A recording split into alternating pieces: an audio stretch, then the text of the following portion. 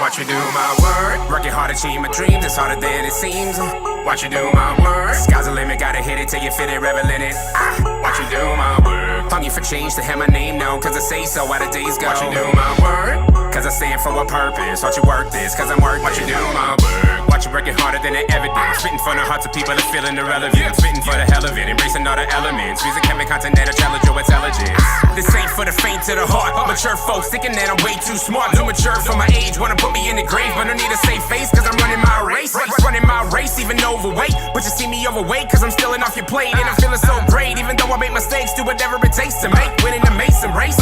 But you will never bury me. Talking bad about the man is like heresy. Or fire like kerosene, apparently my words are like therapy. Watch you do my work. Working hard to achieve my dreams, it's harder than it seems. Watch you do my work. Sky's the limit, gotta hit it till you fit it, revel in it. Watch you do my work. Hungry for change to have my name known, cause I say so while the days go. Watch you do my work, cause I stand for a purpose. Watch you work this, cause I'm working. Watch you do my work. I don't look like a rapper, what they look like, what they sound like, why they sound right. I'm too busy cruising in my lane, I don't need to buy fame. And this is why I came to put in work in the hearts of man. There's nothing harder than I like a martyr can. Watch you do my work, watch you do it well. Been through hell and I'm telling a story that's so compelling. It's got me screaming and yelling, negative is a repellent. And ain't no dreams I'm selling, cause it gets a norm, I'm rebelling. I work hard, you can tell, full of heart, raise a hell. Cause you're gonna see me rock the scene like prophecy on a lock and key. It's gotta be something to write home about, cause I work with pride, I got a fire inside. Watch you do my work. Working hard to achieve my dreams, it's harder than it seems.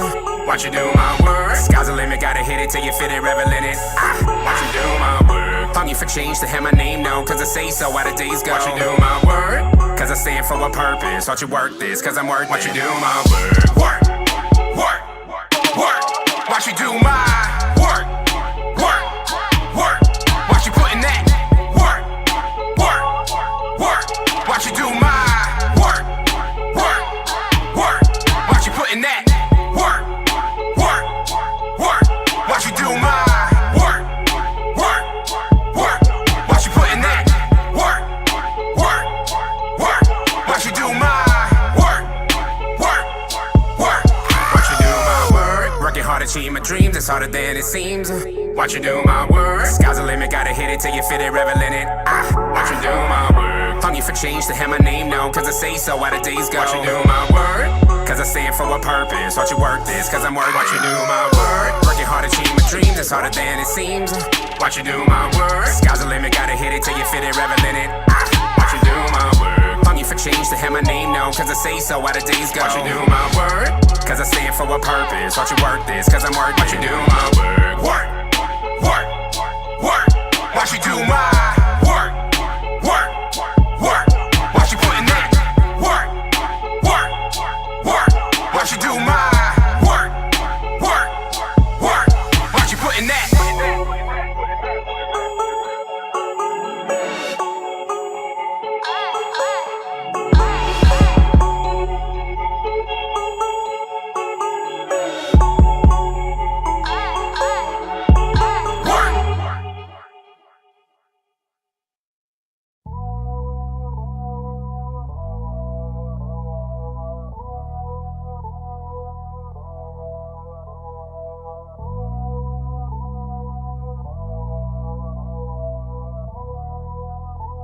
We have a problem.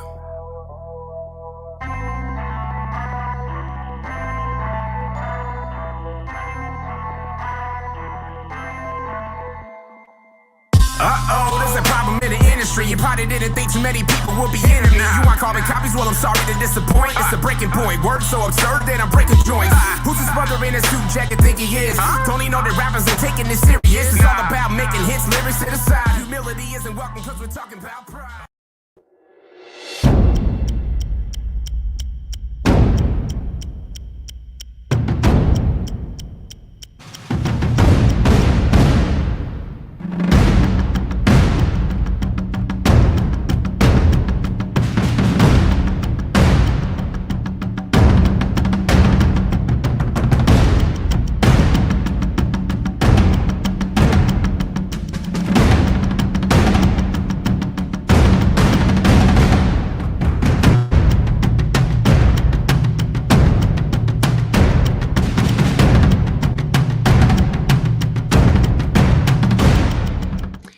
Welcome to Therapy Thursdays, where we bring the therapist to you. I am your host, Marcus Alexander Velasquez, and I'm so happy that you guys are here today. I'm in a genuinely happy mood. Like, so much great stuff is happening right now, and I just feel full of energy. I love hosting this show. It's an absolute honor to host this show. We have amazing guests that come on and pour out their knowledge and their beautiful brains, all for free. Everyone here is volunteering their time. So, some things are coming. Therapy Thursdays is here to stay, and some bigger stages are coming. I'm really excited about that. But most importantly, the purpose of the show is to get out real credible information when it comes to therapy and tell you guys all the beautiful, amazing benefits of it. I'm hosting the show because I am a product of therapy. I went to therapy for about 5 to 6 years on and off. Have grown tremendously from it. I am such a huge fan of therapy that I created this show. But therapy is an amazing tool. It needs to be utilized by so many more people. There's misinformation out there that needs to be corrected. So this show is basically, there's probably a lot more, but right now I'm just going to name 3 purposes of this show. 1 is to inform for those who know nothing about therapy.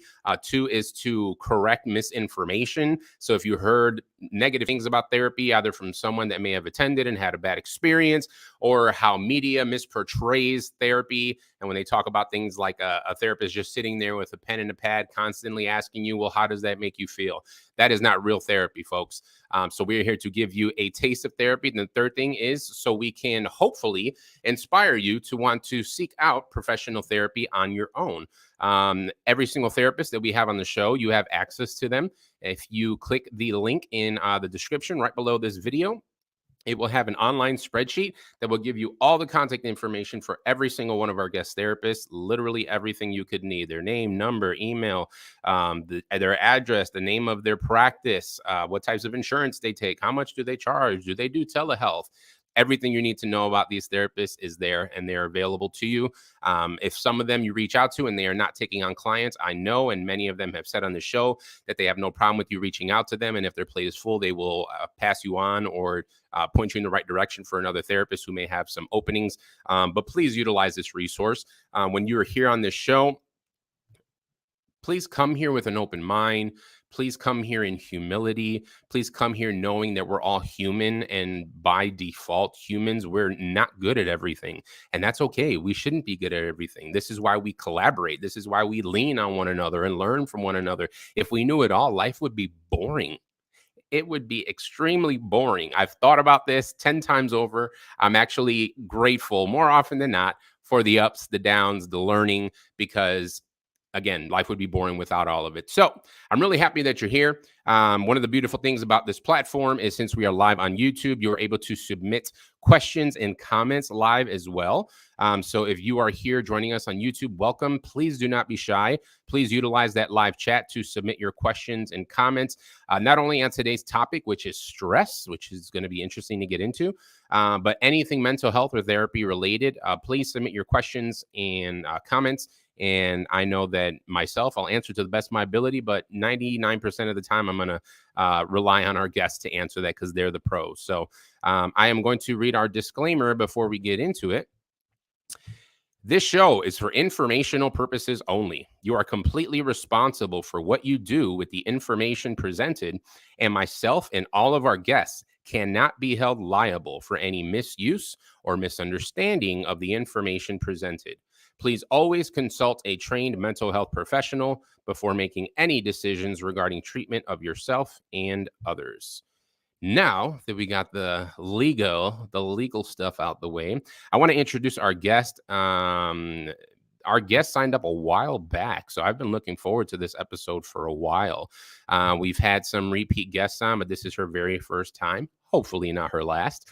But yeah, it is my distinct honor and privilege to introduce you to Dr.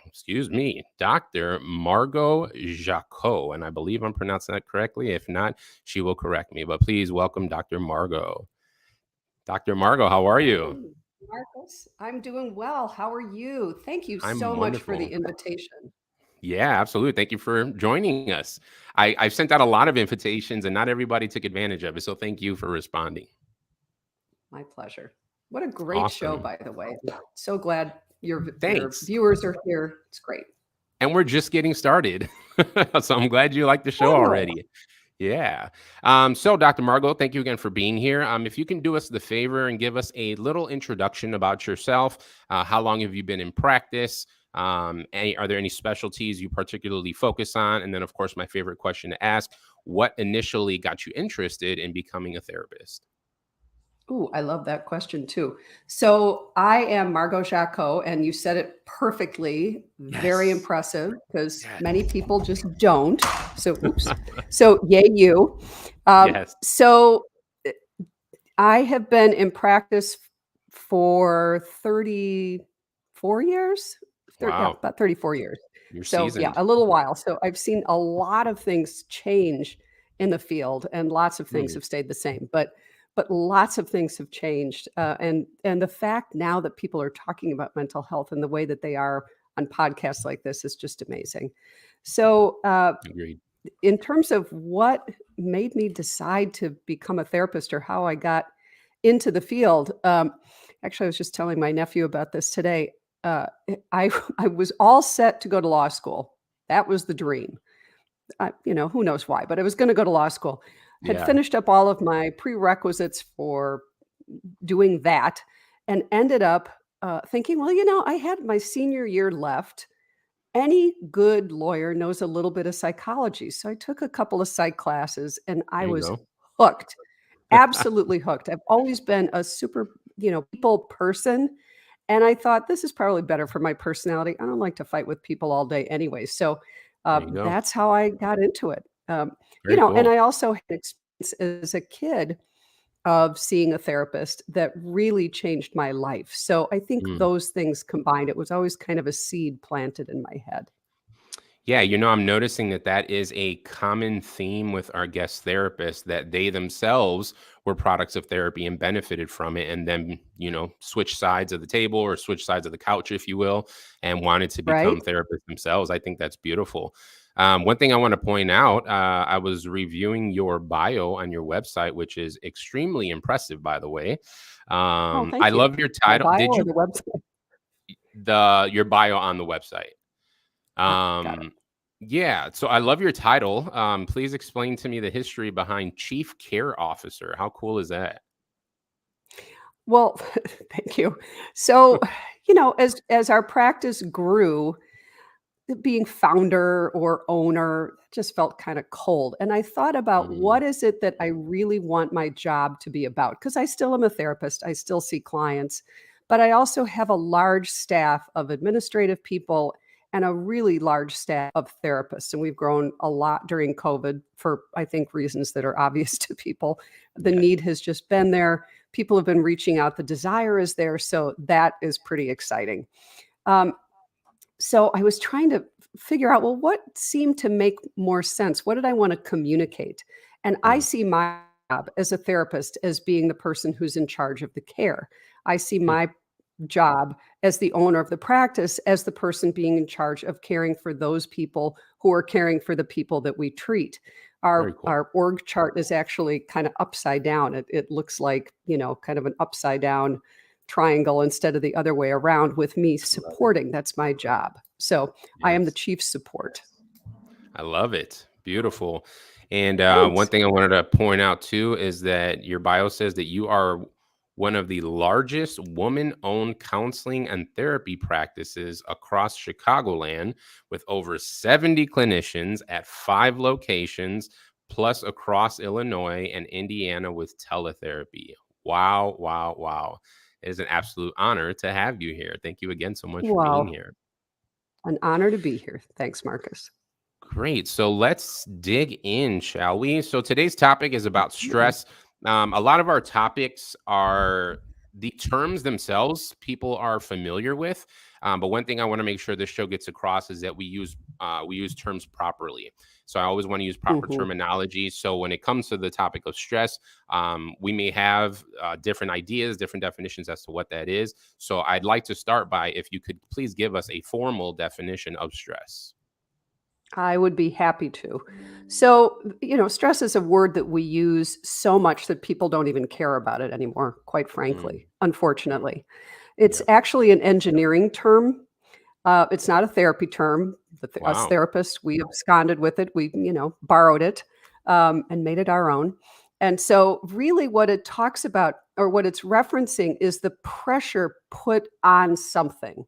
It's the Mm, pressure, the force laid upon an object. And so, that's mm, what stress is. So, mm. when we think about stress in humans, it's the force, the pressure put on us by usually external forces, sometimes internal forces too. So Mm. when we're talking about stress, we're not just talking about a feeling, right? Because everybody has stress, right? I mean, I to get back from this show, I was visiting said nephew down in Champaign today, and we got caught in some traffic. I got here Mm. 10 minutes before the show started, so Wow. doing all my breathing and everything to get from Champaign back here to be here on time for the show. So anyway, the thing that we're really focusing on when I'm talking about stress is our stress response. Mm. It's what's happening in our physiology, what's happening in our brain and in our nervous systems.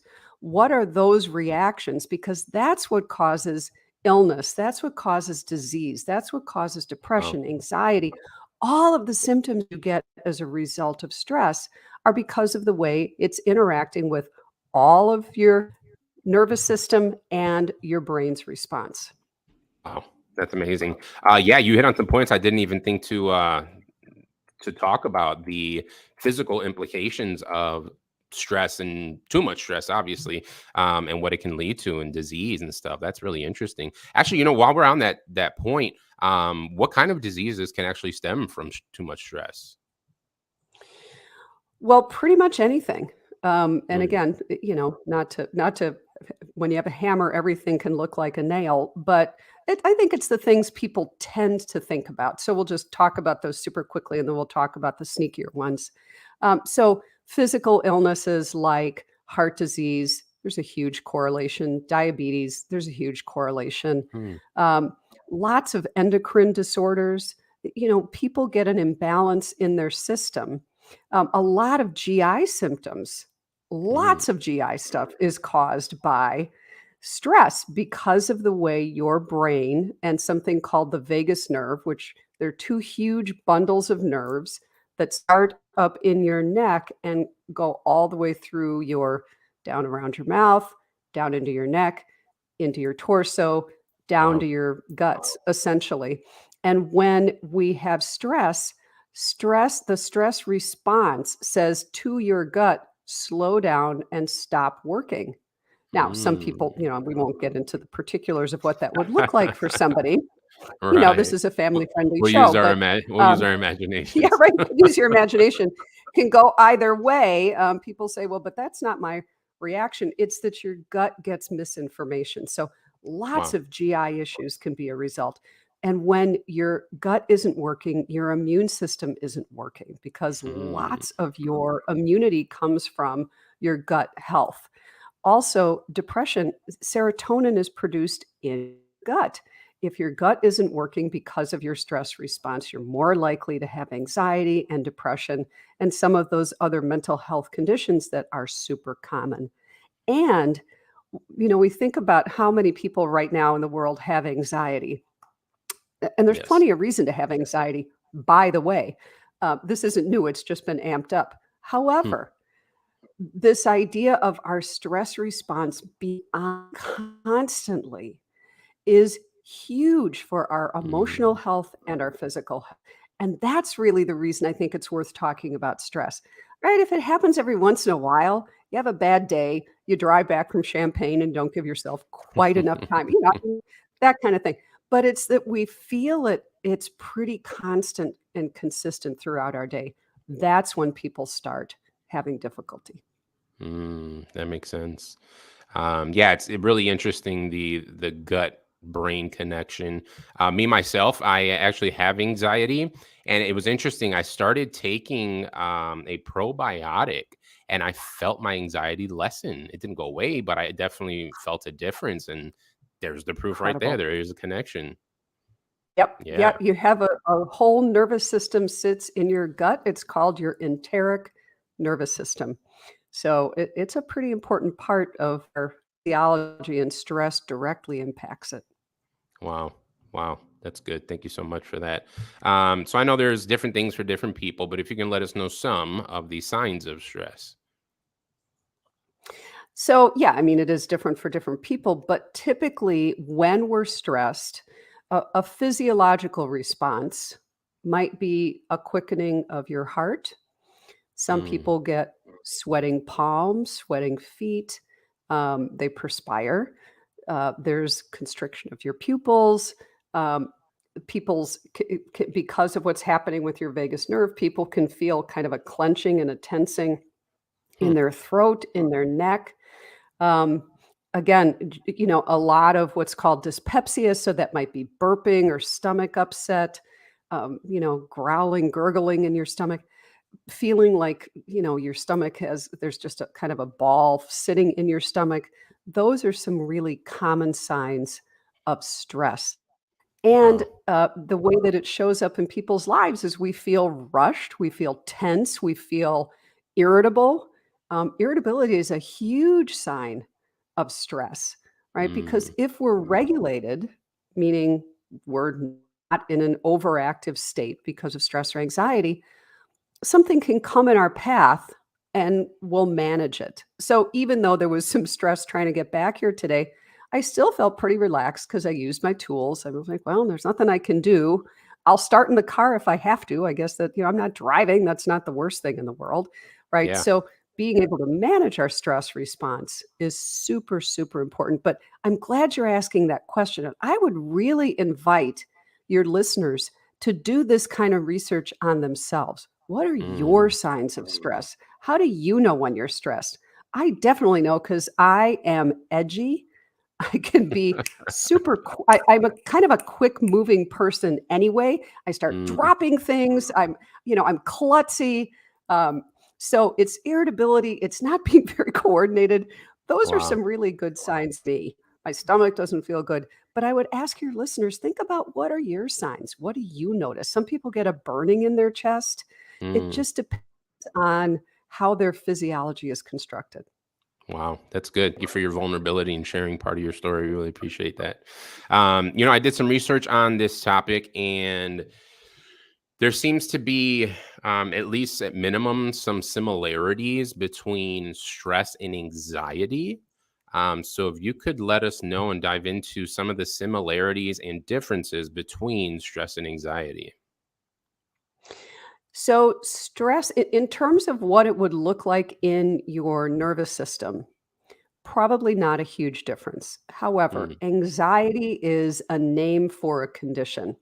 So, we talk about having anxiety. mm, Usually, what we're talking about is we're in a chronic state of stress. We're ruminating, we're running things over in our head, we're fearing what if, right? Those are typically the thoughts that go, what if this happens? And what if that happens? So maybe coming back, it might have been, what if we get stuck in a traffic jam? What am I going to do? What if I can't make Marcus's podcast? What if, what if, what mm, if? It's the disorder of what if. So anxiety is really a condition.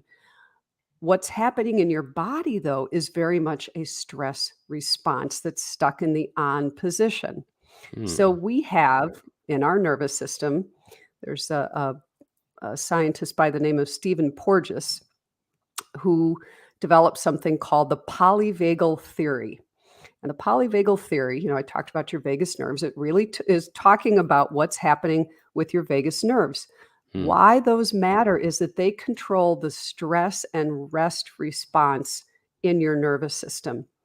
mm, So, for lots of folks, if we're under a lot of stress repeatedly, we can get stuck in an on position, meaning we are producing too many stress hormones. hmm, Right, we're producing things like cortisol. We're producing, adrenaline, chemicals that are really kinda corrosive for our organs. They're not great in large quantities, which is part of the reason people end up with health conditions as a result. wow. So, that overactive stress response can turn into a condition that we call anxiety. Some people, I swear, they are born with it, like they arrive on the planet. It is the way their system is constructed. It's Wow. how their nervous system and brains interpret information. Other people, it's because of life events. So they're very, very closely connected. But again, one is kind of the cause and one is the effect. Okay, great. Thank you so much for explaining that. Again, for anyone else joining us live, please take advantage of the chat feature. We would love to hear your questions and comments. You have access to Dr. Margot's beautiful brain right now, so please take advantage of it and ask any questions and comments that you would like. So I know you hit on this, but I want to bring it up again anyways, just to see if you have any more information to share on it. But if you can let us know about the connection between stress and our nervous system. Yeah. So one of the things that has changed the most since I got into the field, Marcus, is when I was first in practice, nobody knew where any of this stuff came from. I remember Mm, sitting in graduate school and listening to a lecture on something about Freud and how he thought the unconscious mind was a bubbling cauldron. And at the time, I wow. even thought, what a crock. That's just ridiculous, right? What do you mean a bubbling cauldron? Like, it's got to be your brain. Where else is that stuff originating from? So, Right. anyway, and it turns out that that's the case, that, then there was all this research on what happens in our brains. Mm, So, our brains, our nervous systems are constructed for survival. Sorry, folks. I know so many people wish it could be for happiness. I can't tell you how many people have come to see me over the years. They say, I just want more joy. I just want more happiness. But we're fighting against nature. What their mm, system is constantly trying to do is stay in a state of survival. And their mm. brains and their nervous systems don't know the difference between safety and danger. And I know that sounds like an overstatement, but it's the truth, right? If you're constantly in a state of what if, the Buddhists call it delusional, Mm. right? If I am constantly thinking of what if, I'm thinking about things that haven't actually happened. And how often do the things that we're anxious about even occur? Not very often, right? If you do a Not poll very of often. people, it's like, oh, 1% of the time. I mean, statistically, 9% of the time for something not to happen, it's not even a thing. Yep. So ultimately, right, the way that our nervous systems are functioning is that they're constantly reading the environment. Mm. Our eyes, our mouth, we walk into a room and we are assessing the people around us. We assess vibe, we're assessing the circumstances. What neighborhood am I in? What's happening when I walk into the store? We're constantly doing that. And if we're bombarded with information and we can't sift through it, our nervous system can't tell what is something that really needs to be on that radar and what is space junk. Mm. So that's part of how stress and the nervous system are functioning together, is that if you're living in an environment with a lot of input, if you're living in an environment with a lot of maybe conflict at home, you're living in an environment where inside your head is constantly swirling and wondering what if, your nervous system is telling you, it's giving you feedback that you are not safe. And that's really the bulk of what our brains and our nervous systems care about. So a Yeah. lot of what therapy is helping people come back into the present moment, back into their body, recognizing what their signals are, recognizing what their triggers are, and figuring out how to get them back into the here and now and find safety in their system. That's a lot of what therapy is. It's not a bubbling cauldron, folks. It is helping your brain and nervous system get back to safety. That happens in the relationship with the therapist. That happens in the work that you do. I think that was one of the most beautiful definitions of therapy I've ever heard. That Oh, was well, thanks. that was great. It wasn't necessarily technical, but you made it just known in plain everyday language. That was beautiful. You made me want to Oh, go to thanks. therapy if I hadn't gone already. Please come. I'm telling you, of course, I'm biased, but it's great. The way it changes people's lives and relationships, it's phenomenal. Absolutely. We have our first question from YouTube. I'm going to throw it up on the screen. From Miss Kings. Doctor, would you say that some stress is good? Miss Kings, that is a great question. I am so glad you asked that. So, yes, there is something called eustress, stress. So Mm, stress, but EU. And that stress is actually stress that comes because stress is a response. It's not about the event. But eustress can be something really happy, like, trying to get down to see my nephew today, or if you're getting married, or you get a promotion, or you're buying a house or something big. There's eustress, and that stress is positive. It's good feelings. That kind of stress is really okay. And some people would argue that a little bit of stress is good for performance, right? mm. How many of us wrote our papers the night before they were due, or studied for tests by cramming, right? Cramming the information into our So heads. often. What? Right? I've always used to say I do my best work at the last minute. I don't do Yep. that. I don't have the capacity to do that in the way that I used to. But so that kind of stress, it's like having a little bit of caffeine for your brain. It can improve Mm. performance, but you want it to be in moderation and not all that frequent. Again, because the stress hormones just aren't good for our bodies, actually. Mm. That's great. Thank you for that. That prompted another question in my mind on the same topic of, since a small amount of stress is good and has potential benefits, is there a healthy way to purposely stress ourselves out? Well, that's a great question. The world just seems to give us so much naturally. We don't need to do it ourselves. We really don't need it. For some folks, it might be running. Mm, There are some stress hormones that, I don't know about you if you're a runner. I still like I'm to not. run. I had COVID, had COVID last week. I don't know if you can still hear it in my voice, but Y- not running this week, I'll tell you. Mm, I'm But glad you're running feeling is better. something. Well, thank you. Me too. Wow, it is a thing. Um, but it is so something like running would be an example of a way to stress out your system. Mm, Um, in a way that it can be healthy, because the health benefits actually can override the stress hormones. Generally speaking, I'm hard pressed to think of another way that we can induce stress in a healthy way. I think the world is just going to give it to you. absolutely. Yeah, that was the probably the only thing I thought of in response to that, which would have been exercise, because we are stressing the muscles, but that has benefits Mhm. to it, obviously. So that's the first Yep. thing I thought And of. we produce stress hormones when we start to run. There you go. Yeah. Awesome. Thank you, Miss That's why Kings, we for feel your more awake. question. Yeah, absolutely. Thank you for your question. If anyone else has any more comments or questions, please bring them on. We're looking forward to them.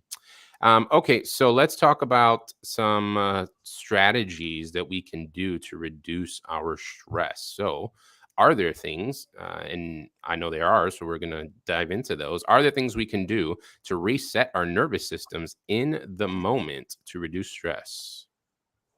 Yes, absolutely. And so, what we're talking about, we can't usually reduce the stress. The stress is the thing that is Mm, force upon us.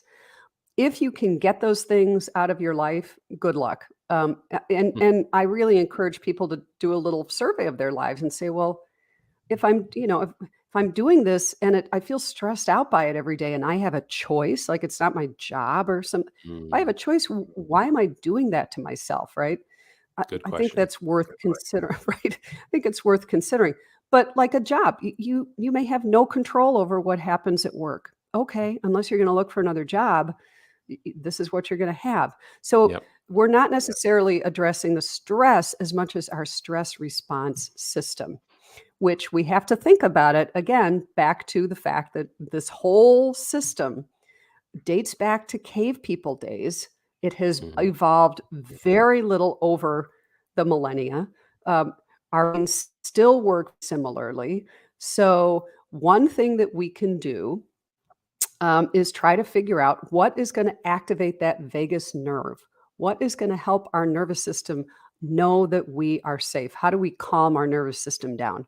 Hmm. My number one way of doing this, because I like things that are quick, easy, and free. And I'm sure Amen. lots of your listeners would Yes. vote for that, right? Quick, easy, and free. So there are specific ways to breathe we're all breathing, but there are specific ways to breathe that are just like nervous system hacks.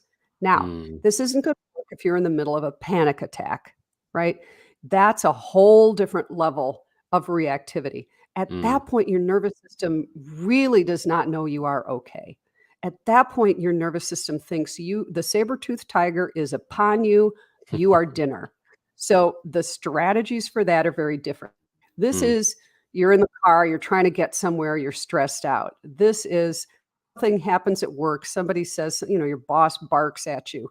This is something along those lines. There's a dust up at home with your family, something happens.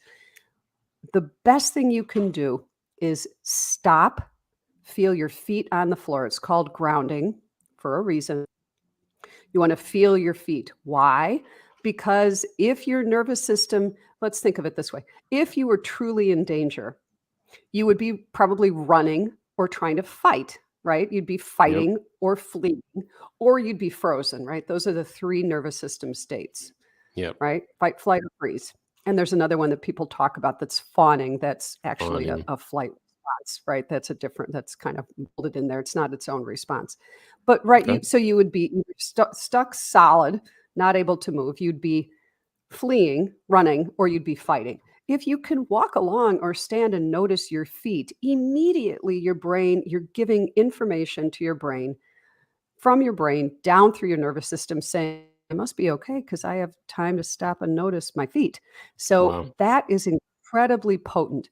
And then you have to do the right kind of breathing because stress breathing, if anybody's feeling stress right now, you'll be breathing up into your chest, right? Which Mm, sounds like a normal place to breathe, but really you want to breathe into your belly. And for a lot of folks, that's hard. And women out there and men too, because I don't like to be sexist about these, or people who are all genders, no gender. Um, we have been taught to suck in our gut. It's the worst thing you can do because you constrict all those muscles and you're not getting the breath down far enough. The first thing mm. I tell anxious people is watch your caffeine intake, watch your sugar intake, and let your belly go, right? Because the caffeine, right? Let it People out, look at me like, folks. just let it all hang out. That's kinda nuts, but it works, Mm, right? So it's getting right, so it's putting your hand on your belly and trying to get the breath down there. You wanna then lengthen the breath. You wanna breathe in for a count of 2 and out for a count of 4, and then you constrict the muscle in your belly and let it go. So it's mm. feel your feet, take some slow, deep breaths, breathe down into your belly, and it's called a 2-1 breath. You wanna do twice as long exhale to whatever your inhale is. If you're an in I don't know, maybe because I've been doing this breathing for a long time, I can do really long inhales and really long exhales before I run out of Right. air. So, see which works for you, but it could be 2, 4, 3, 6. Those are some great ways, absolutely free, to reduce your stress response. Another one is take a look around you and start naming objects. And let me Mm, tell you why. Our brains work, there's two parts of our brains that work in opposition to each other. One is the thinking, logical part of our brain, our prefrontal cortex right in our forehead. And then in the middle of our brain is our limbic system. That's all the emotional centers, emergency mm. response centers of the brain. So you know how you've been in a situation, Marcus, I certainly have, where all of a sudden I'm reading something and I can't figure out what I'm reading, or Yep, I'm hearing, but I don't really hear what people are telling me. It's like you're so absolutely. flooded with stress hormones, right? You're flooded with stress hormones. When your limbic system, your emotional centers of your brain turn on and they are in charge, your prefrontal cortex literally dims. And Mm, that's a survival strategy. So let me put it wow. to you this way. If I were, and I tell my kid, I have teenagers, I tell them not to do this. I'm hoping when they're out in the world they don't. Um, but let's say I'm, looking at my phone and I decide I'm going to step in the street. I'm not really paying attention to where I'm walking. Bad plan, right? But let's say I do it. Yes. And, we live in the Chicago area, so there's buses on the streets. And so I'm looking at my phone. I'm not paying attention. I pick my head up and I notice there is a bus barreling toward me. If my prefrontal cortex is in charge, I'm going to stop and I'm going to say, well, if I move forward, I have 2.4 seconds. If I move backward, I have by that time I'm run over. I am in the street Mm, flat. So our evolution has given us, and whether you believe in, whatever it is you believe in, our brain over time have given us the ability to shut down that thinking part of our brain so we can just react, hmm, right? So, what we're trying to do when we're reducing our stress response and you're stopping and you're looking around you is you're trying to jumpstart your prefrontal cortex, because that part of your brain is the part of the brain that's going to say, that's a window. This is a microphone. This is a desk. Oh, it's brown. Oh, I have a blue bowl. Oh, I have a seashell from Florida. Once I've done that and I'm naming things, I'm giving them the name, I'm giving them the color, then my prefrontal cortex is back online. And guess wow. what? That stress response, that what's called your parasympathetic nervous system, that opposition to the stress response, which is sympathetic nervous system, your parasympathetic nervous system comes online Hmm, and you start to breathe more deeply and calm down. wow. That's beautiful. I think I might practice that myself. Right? So those are a Yeah. couple of quick ones. It's right? Yeah, It's absolutely. breathe and notice what's around you. It costs you nothing. Yeah. Going back to the first example you gave with breathing, is there a difference if we breathe in or out through our nose or mouth? Some people would say that there is. The suggestion as often as possible is to breathe in and out of your nose. Now, I have Hmm. crummy sinuses, so I don't really pay attention to that. Some days that's available, lots of days it's not. You can really get the good effect either way. It's what is easier for you to do, for starters. For some people, boy, Okay. it's just really feels so good to breathe in and out through your nose. Yeah. But for others like me, I use my mouth. Nice. Yeah, every time I've been, it was a few different environments where I've been taught diaphragmatic breathing, but it's always been Mhm. in the nose, out of the mouth. So that's why I was curious to know if that's the best remedy, or as long as you're breathing, you're good to go. As long as you're breathing, you are good to go, and I think that's wise, sage advice, Marcus, anytime. Nice. Awesome.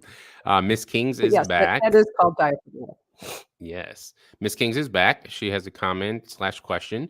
She says, not to oversimplify stress, would you agree that some stress can be avoided? For example, watching too much news or similar activities. Ah, yes, Miss Kings. Thank you for that. I will tell you, in addition to, especially when someone is coming, they're anxious, watch your caffeine intake, watch your Mm, sugar intake. And I just encourage people, I like my sugar, I like my caffeine. I just encourage people to do little experiments, see what happens, do some breathing. One of the things I encourage people to do is think about their news consumption and to do a check in. How do you feel before you turn it on? And how do you feel when you're done? mm, And really pay attention to that. Do you notice some of those stress responses? And you probably will, but we're so accustomed to having stress responses, we don't even notice it. So, yeah, having a more limited diet, maybe finding one news outlet or one show, one program, because people want to be informed.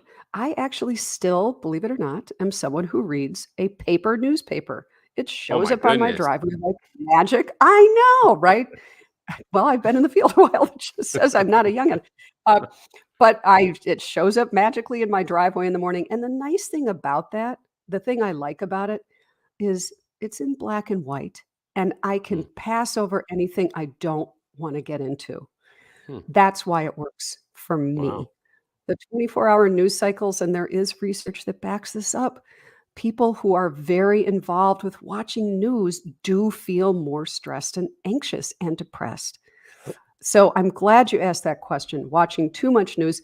And the way we determine what's too much is how much can I watch with my Mm, brain and my nervous system, with my tools, and how much can I watch and still feel okay? And if it's that, that question going back to, is there something that you can get rid of in your life? News is one of them, boy. That is hmm. so easy to get rid of. Yeah, no, that's a great point. Thank you so much for that. Thank you, Ms. Kings, for the question. We appreciate it. Anyone else, if you have any other questions or comments, please let us know. We got about 15 minutes or so left in the show, so we would love to get to your questions. So you mentioned this before. We talk about stress coming on and off, but there are times where it can feel as if stress gets stuck on the on position. So what happens to our mental and physical health when our nervous system gets stuck in that on position, or also known as stressed all the time? Yeah, exactly. Just and how many of us are stressed all the time or a lot of the time?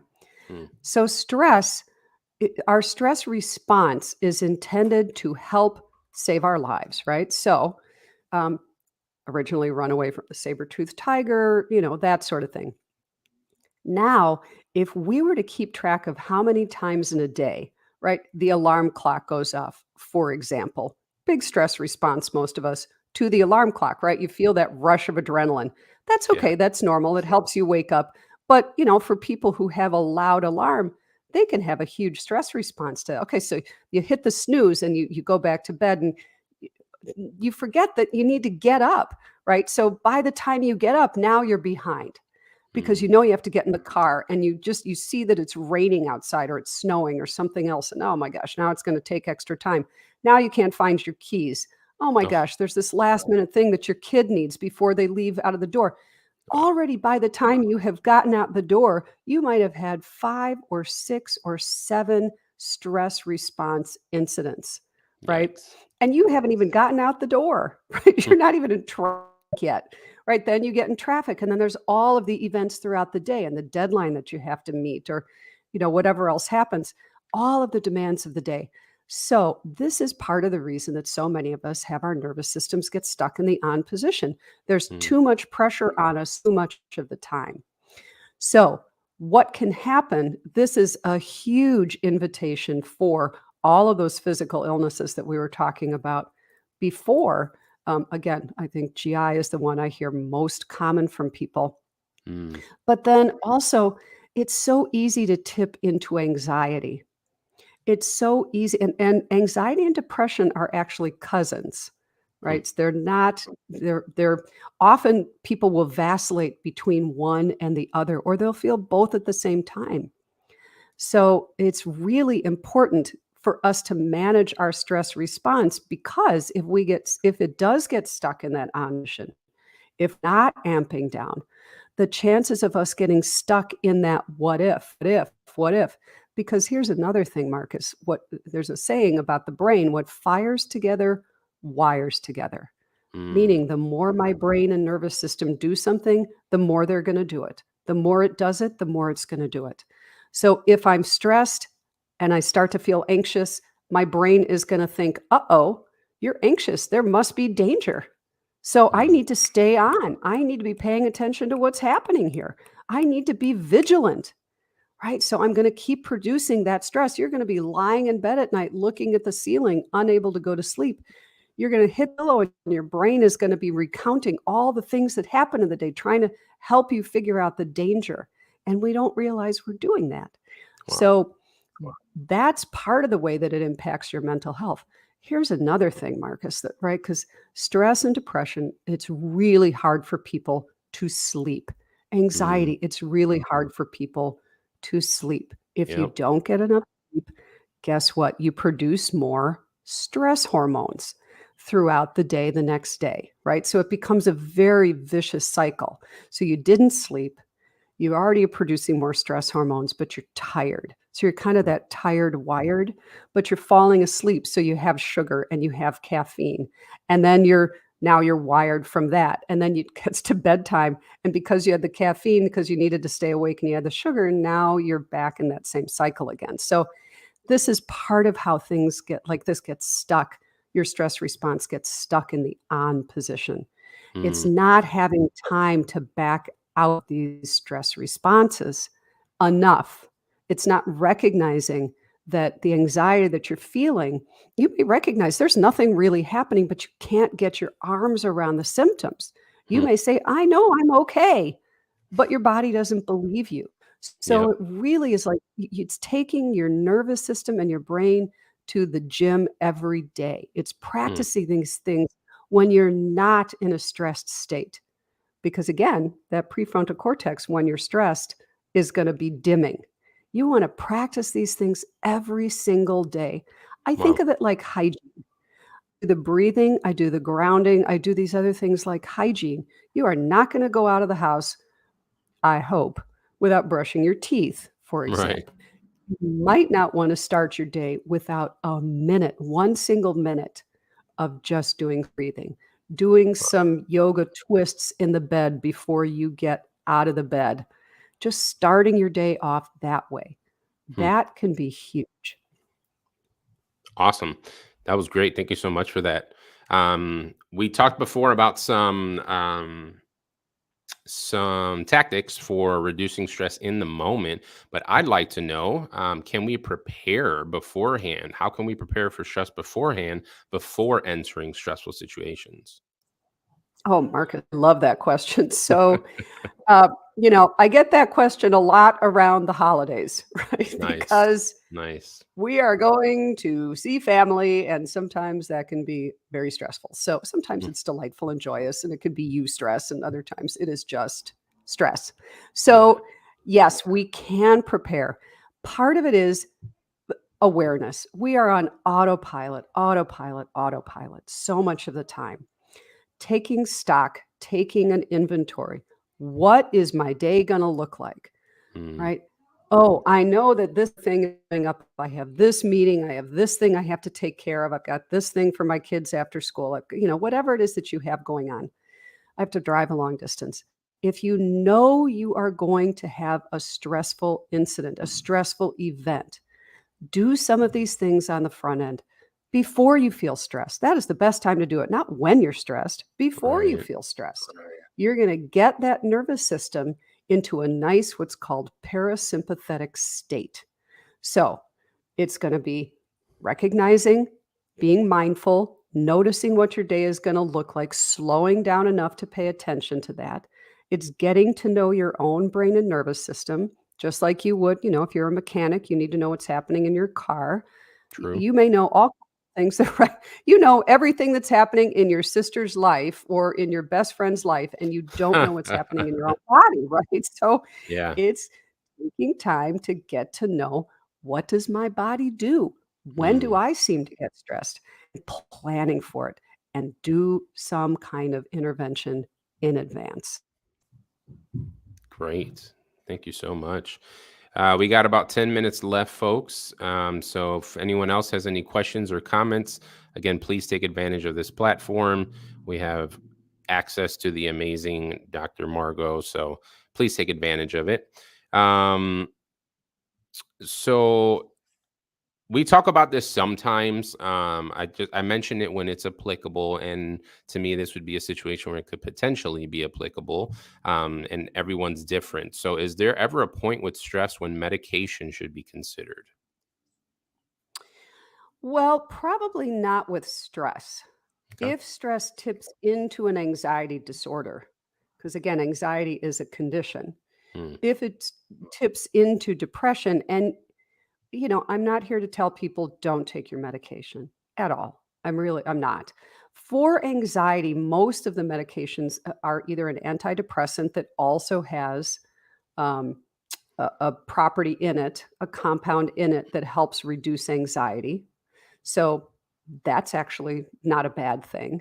And people often do feel better. However, that if they haven't tried some of these other strategies, and I'm happy to give you a couple others too, Yeah, if please. people haven't tried some of these other strategies, sometimes medication doesn't have to be like medication is the case if your anxiety is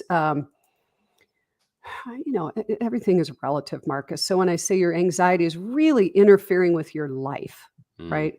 You're not sleeping, you're irritable, your relationships are not going well. And part of the reason your relationships aren't going well is, again, I described that, autonomic nervous system and your parasympathetic and sympathetic nervous system. When you're in a stress response, the relational parts of your brain are less available too. The relational parts of your nervous system are less available too. So, it's really important for folks, if you are in that state constantly and medication is available to you, I think that can be super appropriate. I'll tell you, I would be really careful with medications like Xanax. And Mm. here's why. Xanax used to be, given out by the bucket full Wow. when I was first in the field in the 80s. I mean, I remember a patient coming into the hospital where I worked, and she had all these bottles, and they were all Xanax. And under refills, it just said yes. Oh, wow. Wow. And I worked on a drug addiction unit, so unfortunately, Wow. so here's the thing about Xanax. Xanax it's considered a dirty drug, meaning it's inconsistent across manufacturers. Oh, wow. And um, it's like having a couple glasses of wine.